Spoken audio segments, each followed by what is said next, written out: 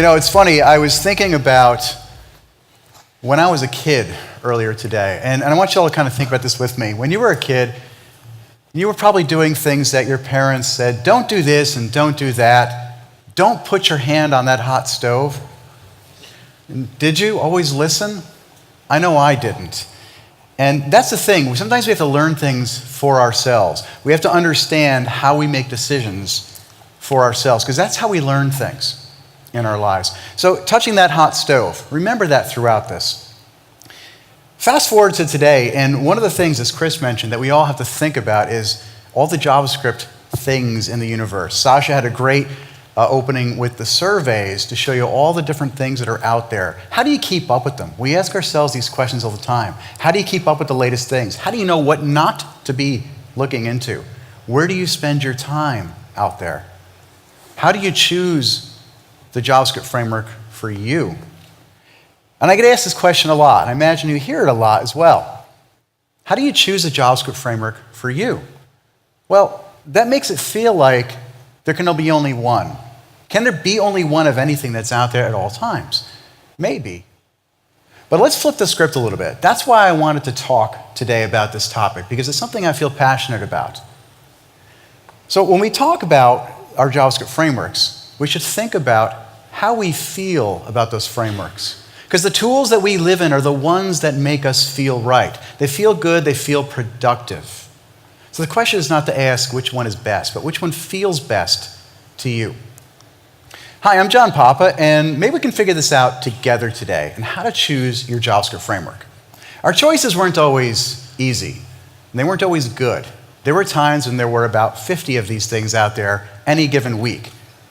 Literally at the tick of the clock, there might be something new on the internet talking about a new framework that you could use. Well, today the good news is we really can't lose. There's a lot of good choices, and I'm going to narrow the field down to the top three, as Sasha mentioned this morning in the survey that you all gave feedback on. We can use React, we can use Angular, we can use Vue. And how do we look at these? Are these the questions we ask ourselves? What are the features? What's the community like? What's the documentation like? How fast are they? We can ask those questions, but when we do, it all starts with a simple question of which one feels best to us. We like to sit there and think, how do we choose about them? So where do we start and who do we look to? Well, first, it's simple. Let's look to the surveys and polls. The state of JavaScript is one of the great ones that are out there, and thank you for Sasha and team for doing this for us. And we all answer these questions to figure out what is everybody else doing out there in the world. First, I wanted to share with you one of my favorite questions in the survey. Notice that most of us feel like JavaScript has gotten very complex, but yet pretty much all of us love it. So we like hard things, I guess. Maybe that's why we're in this industry. But it's interesting because then you look at the question that he focused on there about what would you use again or like to learn?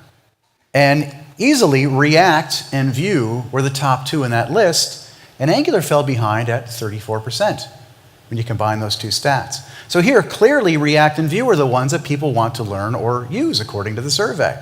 Well, that must be it, right? Well, what about the Stack Overflow survey? A different set of questions, different set of audience in some cases. And this question they asked was, which tools do you use today? Slightly different wording.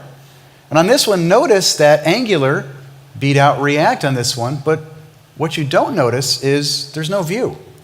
Vue's not even on this survey. How can that be? It's all a matter of perspective and how you ask questions and where they come from and who actually answers those questions. So then where else do we go? Do we go to the 24-hour Twitter polls that people like me put out there? We had 11,000 people answer this one. React beat out Angular and then Vue is behind it, but you had to be following me during the 24-hour period that I put it out there and happen to feel like answering the question. Is that a great way to make your decision upon your career? Maybe. So where do we go? Where does this leave us? The surveys have tremendous value. It is one data point that we have to consider, but there's other ways to think about how we make this decision. So use that information, but also our own experiences have to go into this. Well, I talked about in the beginning how we have different features we want to look at, different questions, and our analytical minds always go to features. So which features are the best amongst these frameworks? And if we look at things like components, they're all based upon them, but they all handle them differently. Performance, which one is the fastest out there? State management, how do they handle that? And what about lazy loading itself? So in component communication, let's take a quick look at the three. In React, we use props to send data up and down. We also do that with Vue. We can send our data into components with props. In Angular, it's basically the same thing. We have something called inputs that we can use to pass data down. And the way we can send data up, one of the ways is to use props with React. With Vue, we can use the emit command. We can also use an event emitter in Angular, but most people use RxJS observables. So there's just different ways to solve the problem. And again, it's how do you feel about those? What about lazy loading? Some of the differences here, they all have it. It's all easy, which is great. In React, you can lazy load components, same thing in Vue. In Angular, you actually lazy load sets of components with something called an ng module. You basically group them together into like a bucket, and you can lazy load those. So it's a different approach. But yet they all have the same features again. What about the common language? By default, most people using React are using JavaScript, Angular TypeScript, and Vue, Babel, with JavaScript. Now you might think, well, I like TypeScript, so I'll go to Angular. Oh, I like JavaScript, I'll go to React. But what's interesting is TypeScript is now becoming very popular in all three of these languages. In fact, Vue is actually being rewritten with TypeScript. Doesn't mean you'll have to use TypeScript to use it, but the actual language itself, the framework itself, is being written in TypeScript. And a lot of people are starting to use TypeScript and React as well. So it gets a little muddier there again. What about their standout features? When you think about React, most people think of components because everything is a component in React. I love Dan Abramov. Every time you talk to him, what's a component? Everything is a component. And it really is. It's just a function. That's what it's known for. If that appeals to you, that's great. With Angular, it's known as a full framework. That can be either a good thing or bad thing. Everything's there that you need, or it can feel bloated at times, as we heard earlier. And with Vue, we hear about the simplicity. Everyone talks about how easy it is to get going and to build applications and to keep being productive. Let's take a closer look at one of the more popular features in all three of these, state management, which became really popular with different technologies, one specifically with Redux with React. And with React's Redux, this is effectively what you do. You go and you create your actions and your reducers. You create your APIs to talk if you want to have effects as well. And all your state is managed through Redux. So you might have code that looks something like this in your application. Well, can we do that pattern in other technologies? We can use the Redux pattern in Vue using Vuex. And Vuex effectively has the same things with a couple slight differences, although the patterns change a little, where mostly we create one file to manage the states, reducers. The mutations are actually in Vuex instead of reducers, and the actions that are in there. But we still have the same things. And then in Angular, there's something called NGRX. And NGRX is the Redux pattern in Angular. And interestingly, there's a new library out there called NGRX Data, which actually makes writing the Redux pattern in Angular the least amount of code out of all three. But the point again being that all of them can do this, and state management is hard. Okay, so maybe one of those appeals to you. Well, we get back down to features, and really, you can build any app successfully in any of these technologies, any of these frameworks. So where do we draw the line, and where does this leave us? Why is this so hard? Just want to pick one, right? Where do you want to go for dinner? I don't know. Where do you want to go? I don't know. Where do you want to go? You want to go to that Italian place? No. How about that Mexican place? No. How about that? No. Why is picking so hard? Where does this leave us at the end of the day? So one thing I did is I started emailing and asking a lot of my friends who are experts in different places. People like Brian Holt and Ryan Florence in the React world, Sarah Drasner and Chris Fritz from the Vue core team, Dan Wallin from the Angular folks. I started asking them, why do you choose the one that you choose? What is it about it that makes you want to use that tool? And they wrote back a lot of different things, and a lot of their answers vary across the board. I like it because of this feature, that one, but there was one strong common thread. How it makes them feel. They feel more productive. I feel like I can move faster with this one. I feel like the community is stronger here. I feel. That was the common thread that everybody talked about throughout all of it.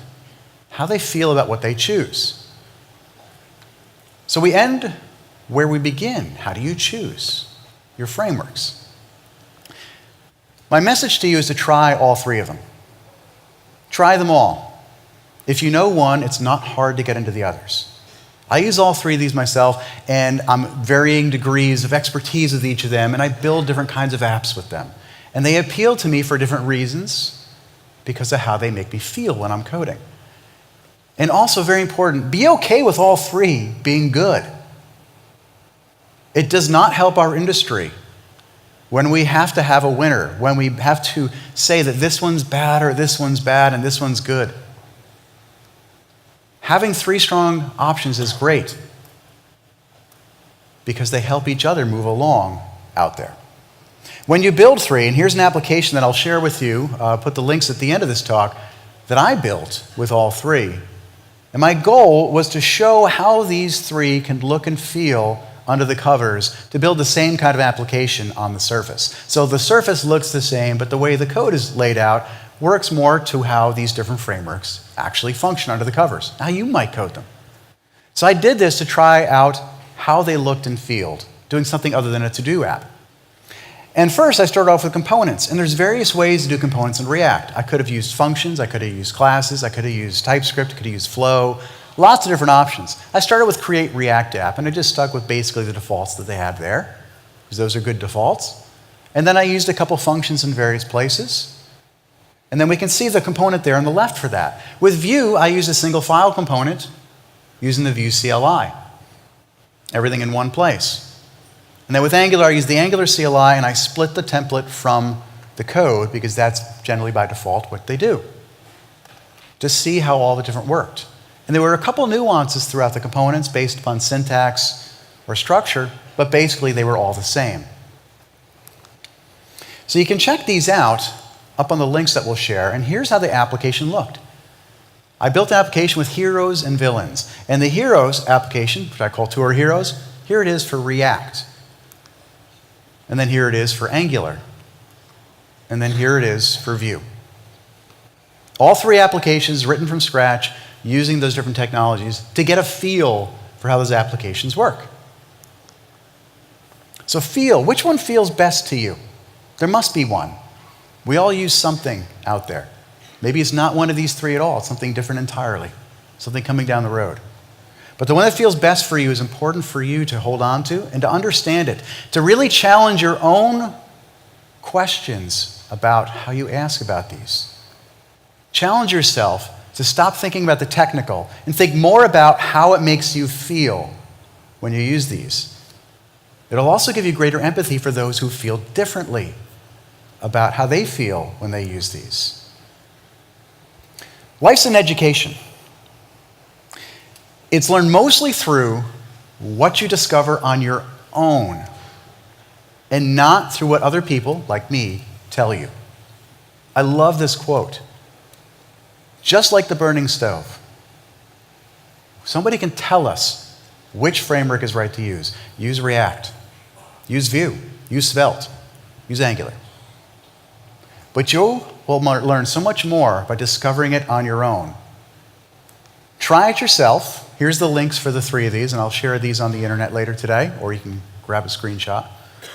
All these GitHub repos will share the code. You can try it on your own, or try to build one from scratch yourselves. So which framework do you choose that makes you feel the right way for you? Think about that today. Which one do I choose? The answer might surprise you, but I'm not going to share that today. So thank you very much.